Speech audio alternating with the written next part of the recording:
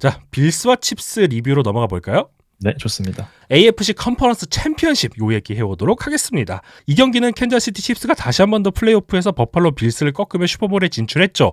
역사상 첫 슈퍼볼 3연패를 향한 여정을 이어나가게 되었습니다. 이렇게 칩스는 3시즌 만에 두 번째로 필라델피아 이글스를 슈퍼볼에서 만나게 되었고요. 빌스는 정말 환상적인 정규 시즌을 보내고 플레이오프에서 이렇게 번번하게 무너지는 모습을 반복을 하면서 이 팬들을 또 실망시키고 말았어요. 저희가 앞서서 이제 커맨더스와 이글스 얘기할 때는 이 턴오버가 너무 중요했다라는 말씀을 강조해서 여러 번 드렸었는데 빌스와 칩스 경기에서는 턴오버 싸움에서 오히려 빌스가 앞섰죠. 빌스는 발생한 펌블을 모두 리커버리했고 이 리드가 벌어지지 않는 요인으로 결국 이게 작용을 했어요. 조시 앨런은 거의 실수가 없는 경기력을 선보였고요. 칩스의 수비수들은 인터셉션을 여러 차례 놓쳤어요. 우리가 보통 알고 있는 굉장히 통용적인 상식, 플레이오프의 승리 공식은 실수 없는 플레이거든요. 하지만 이 경기는 그런 일반적인 승리 공식이 깨졌죠. 그러면서 캔자스시티 칩스는 위대한 금자탑을 쌓기까지 단 한 경기만 남겨놓은 그런 상황이 되었습니다. 그래서 이 경기는 어떻게 보셨나요? 커맨더스 이글스에 비해 굉장히 치열한 경기였고 앨런 마홈스의 라이벌리에 걸맞는 정말 한 끗 차이의 경기였던 것 같습니다. 먼저 칩스 오펜스 그리고 빌스 디펜스 얘기를 먼저 해야겠죠. 플레이오프 4연패의 주범? 저는 바로 빌스 디펜스라고 생각을 합니다. 션 맥더맥과 앤디 리드의 대결, 결국은 다시 앤디 리드의 완승이 됐고요. 결국 이런 높은 무대에서는 상대가 대비하지 못할 그리고 정규 시즌에 잘 보여주지 않았던 무기를 꺼내드는 게 중요하잖아요. 칩스는 그거를 정확하게 알고 있었고 정확히 준비해왔죠. 이거는 사실 조 브레이디와 앤디 리드의 차이를 보여주기도 했던 부분입니다. 바로 마홈스의 발이죠. 마홈스의 발이면 너무 뻔한 거 아닌가요? 할 수 있습니다. 사실 빌스도 이를 알고 있었고 이 쿼터백 스파잉 그리고 포멜 러쉬를 결합하면서 이 패싱 상황에서 마홈스의 발을 최대한 억제하려고 했어요. 물론 맨 밀라노를 통한 이 스파잉이 몇 번 성공을 하기도 했습니다.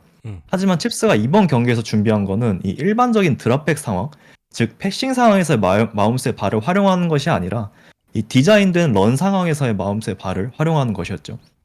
마치 라마 잭슨이나 제이든 다니엘스를 활용하는 것처럼 활용한 겁니다. 이건 디펜스 입장에서 대비하기가 쉽지 않아요. 드랍백 상황에서는 선수 한 명을 스파이로 배정하면 그만입니다. 근데 러싱과 함께 섞는다면 이 라인베커들은 혼란이 오고 이 플레이를 정확하게 진단을 한번 하고 나서 막아야 되기 때문에 이 일반적인 드랍백 상황보다 마홈스의 발을 막기 더 어려워지는 거죠. 그래서 이 두 번째 터치다운 장면, 이 드라이브에서 이 고포의 상황입니다. 포스 앤 원 상황에서도 첫 번째로 나왔죠. 이건 언더센터에서 러싱의 스트레스를 굉장히 주고 롤아웃하는 이 플레이 액션 플레이예요. 마홈스는 롤아웃 하면서 10번 아이제아 파체코에게 패스를 하는 플레이를 하면 됐지만 상대가 이제 10번 아이제아 파체코를 잘 커버했고요. 하지만 상관없습니다. 이미 세컨더리의 라인베커들은 플레이 액션 페이크에 속아서 마홈스를 잡기엔 너무 늦어버렸죠. 그래서 이 43번 터렐 버나드 선수의 움직임을 보시면 이미 이 마홈스의 플레이 액션 페이크에 속아서 마홈스의 발을 따라가지 못하고 있습니다. 그래서 마홈스는 그냥 10번 파체코가 막히면 그냥 본인이 뛰면 되는 그런 플레이였고요. 앞서 말씀드린 대로 이런 식이었어요. 단순한 패싱 시츄에이션에서는 막을 수 있어도 결국은 런 페이크가 같이 들어가면 마홈스의 발은 더 빛날 수밖에 없다. 저는 이렇게 생각을 하고 있습니다.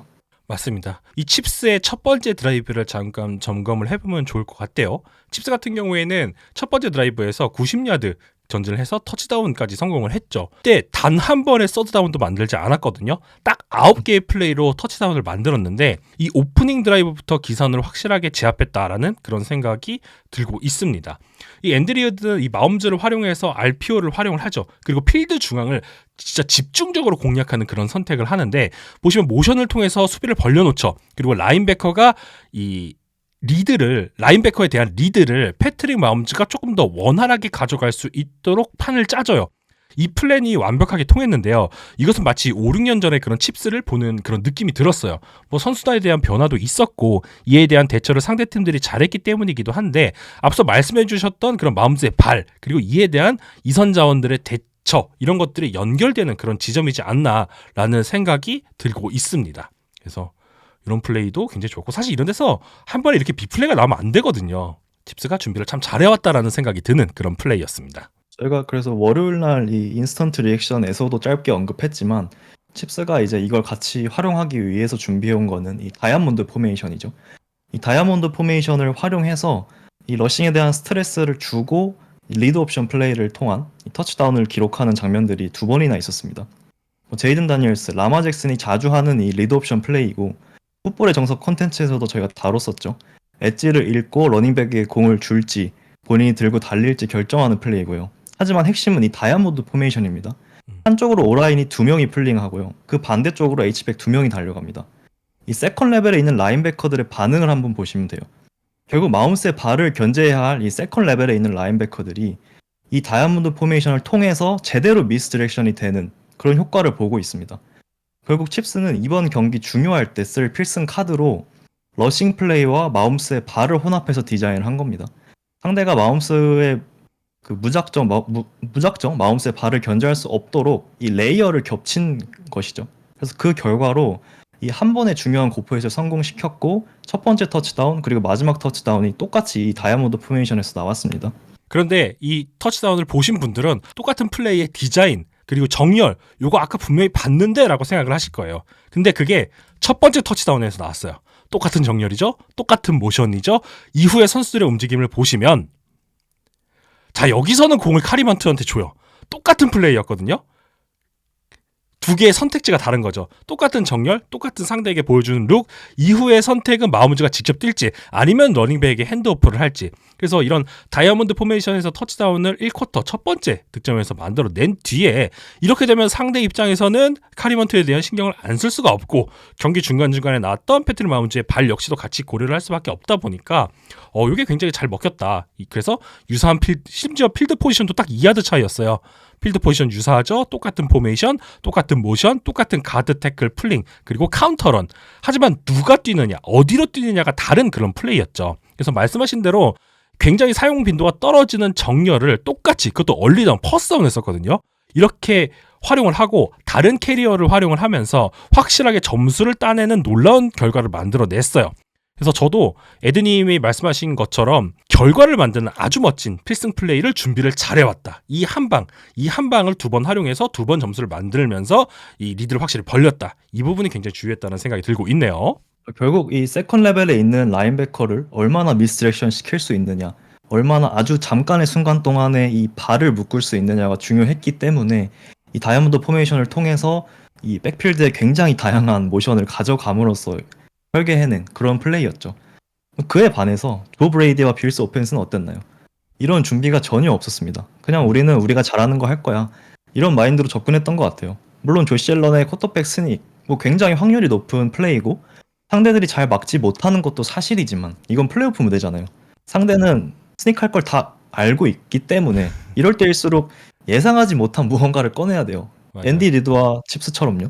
칩스가 그랬던 것처럼 뭔가 변형을 하거나 뭔가 베리에이션이 있어야 되는데 빌스는 그러지 못했죠. 하다못해 이 여러 번 시도했던 스닉 중에 한 번 정도는 페이크를 통한 다른 플레이를 시도했다라고 한다면 그게 성공하든 실패하든 디펜스 입장에서는 그걸 분명 고려해야 되기 때문에 저는 다른 결과가 나왔을 거라고 생각을 하거든요. 근데 뭔가 이 쿼터백 스닉에서 연계될 수 있는 다른 어떤 플레이 전혀 없었고 그냥 무작정 스닉만 하다 보니까 결국은 디펜스도 대응을 할 수밖에 없게 되는 거죠. 그리고 디펜시브 코디네이터 칩스의 DC인 스티븐 스패그놀로우에 대해서도 이야기를 하긴 해야 될 것 같아요. 진짜 이 크리티컬한 상황에서 보여주는 공격적인 운영은 이번 경기에서도 굉장히 유효했다라는 그런 생각이 들고 있는데 특히 상대의 프로텍션 플랜을 무력화시키는데 진짜 달인이라는 그런 생각이 들었습니다. 그래서 플레이를 하나 같이 보고 갔으면 좋겠는데요. 자, 해당 플레이 같은 경우에는 이 고포의 상황 굉장히 중요한 상황이었죠. 그런데 MT 포메이션을 가지고 있었고 이 샤키르의 리턴 모션이 있었어요. 근데 이것은 패싱 다운이고 그리고 MT 포메이션에 러닝백 존스 같은 경우는 이미 바운더리로 빠져 있고 이것은 누가 봐도 굉장히 자명한 이 5맨 프로텍션인 상황이잖아요. 그래서 스패그놀로우는 타이 존스는 이미 바운더리로 빠져 있었기 때문에 고민이 말이 필요가 없었어요. 그래서 트렌트 맥더피를 타이 존슨의 바로 앞에 정렬을 일단 시켜놨는데 스냅이 된 뒤를 보시면은 이 존슨을 맥더피가 아예 보지도 않아요. 보지도 않고 지금 보시면은 스냅이 이제 모션 이후에 이루어지는데 바로 그냥 달려들죠. 심지어 스냅이 되기 직전에 이미 몸을 움직이거든요. 반박자 빠르게. 이렇게 가속을 하는데 이 칩스 같은 경우에는 식스맨 프론트로 정렬을 해 있죠. 그중에 이제 크리스 존스는 왼쪽 외곽에서 이 스펜서 브라운만 떼내는 그런 역할을 담당을 했고요. 그러면은 가드와 태클 사이에 비갭이 완전히 열리잖아요. 여기에 이제 저스틴 리드 그리고 외곽에서 가속해서 들어오는 트렌트 맥더피가 프레셔를 가했기 때문에 이게 굉장히 유효하게 먹혔습니다. 결국 이 플레이는 다들 아시겠지만 킹케이드의 손에 공이 안 들어갔어요. 그러면서 빌스의 오펜스는 마지막으로 여기서 플레이를 하면서 이 경기가 칩스 쪽으로 완전히 넘어가는 그런 결과로 이어졌습니다. 자, 그래서 빌스 입장에서는 추가적으로 주요 선수진의 부상 역시도 많이 안타까웠을 거라고 생각이 되고 있어요. 좀 타이밍적으로도 많이 아쉬운데 일단 아까 그 고포이 상황에서 투시푸시 상황에서 만약에 제임스 쿡이 있었으면은 빌스가 또 다른 선택을 할 수 있지 않았을까라는 그런 생각이 들긴 하거든요. 그때 제임스 쿡이 부상으로 사쿼터에 이제 부상을 당하면서 5분 정도 이탈에 있었죠. 그러면서 좀 아쉬운 그런 상황에서 결국 이제 빌스는 가장 확률이 높은 플레이라고 생각되는 그 플레이를 할 수밖에 없었고 결국에는 선을 넘지 못하면서 이 상대에게 공격권을 내줬습니다. 그리고 밤비아빠님께서도 벤포드에 대해서도 말씀을 해주셨는데 벤포드 역시도 많이 안타깝죠. 크리스티안 벤포드 같은 경우에는 레이븐스와 경기에서 이 온사이드 킥 상황에서 컨커션 프로토콜이 나왔었는데 사실 이게 리그에서 이렇게 처리를 하는 게 맞나라는 생각이 들 정도예요. 이 벤포드가 사실 나왔으면 안 됐거든요. 근데 일주일 만에 그리고 이제 벤포드가 첫 번째 이 컨커션 프로토콜이었기 때문에 결국에는 이 경기를 소화를 했어요. 그랬는데 정말 불행히도 벤포드가 1쿼터 후반에 이 월디에게 태클을 하던 중에 팀 동료였던 다마 햄린과 머리를 부딪히면서 결국 필드를 떠나게 됐고 컨커션 프로토콜이 뜨면서 완전히 이제 경기를 못 뛰게 됐습니다. 물론 이게 선수가 강력하게 출전 의지를 밝혔고 이전에는 이 컨커션 프로토콜 이력이 없었기 때문에 바로 출전할 수 있었다고는 하지만 좀 이 선택은 많이 아쉬울 수도 있겠다라는 그런 생각이 좀 들었습니다. 그래서 저도 말씀해주신 것처럼 벤포드의 좀 뒷 상황이 많이 좀 걱정이 되거든요. 그래서 뭐 예전에 이제 마이애미 돌핀스의 쿼터백이 투아 같은 경우에도 이제 강제적으로 이제 4경기를 쉬게 하고 이런 경우가 있었잖아요. 그래서 이것은 좀 팀 의료진 그리고 리그 사무국 입장에서 이 사건에 대해서 좀 진중하게 다시 한번 좀 고민해봤으면 좋겠다라는 그런 생각이 들고 있습니다. 자, 그래서 이렇게 에디님께서도 정리해 주셨던 어떤 전술적인 요인 그리고 운영 실패 그리고 굉장히 크리티컬 타이밍에 나온 그런 부상 이런 것들을 다 맞물리다 보니까 물론 제가 요 얘기를 들을 때 부상이 엄청 중요했다 요거 때문에 졌다 요 말씀을 드리는 건 아니고요. 요런 요인들이 복잡하게 얽히다 보니까 빌스가 좀 패배하게 되지 않았나라는 생각을 들었습니다. 아쉬운 빌스 팬들 입장에서 정말 아쉽죠. 플레이오프에서 계속해서 이겨내지 못하고 있다 보니까 개인적으로는 뭔가 디펜스에서 뭔가 다른 걸 보여줘야 마홈스를 넘을 수 있지 않을까 그런 생각을 하고 있습니다. 맞습니다.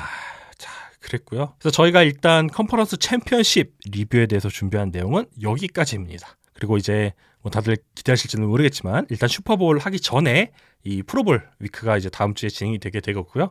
해당 경기 같은 경우는 MBC 스포츠 플러스에서 이 월요일 오전 5시에 중계가 되겠습니다. 그래서 아마 4시 50분 그때부터 이제 준비를 해서 아마 5시에 중계가 될 예정이니까 이 경기도 혹시 오셔서 이 플래그 풋볼 선수들이 하는 거 많이 보셨으면 좋겠고요.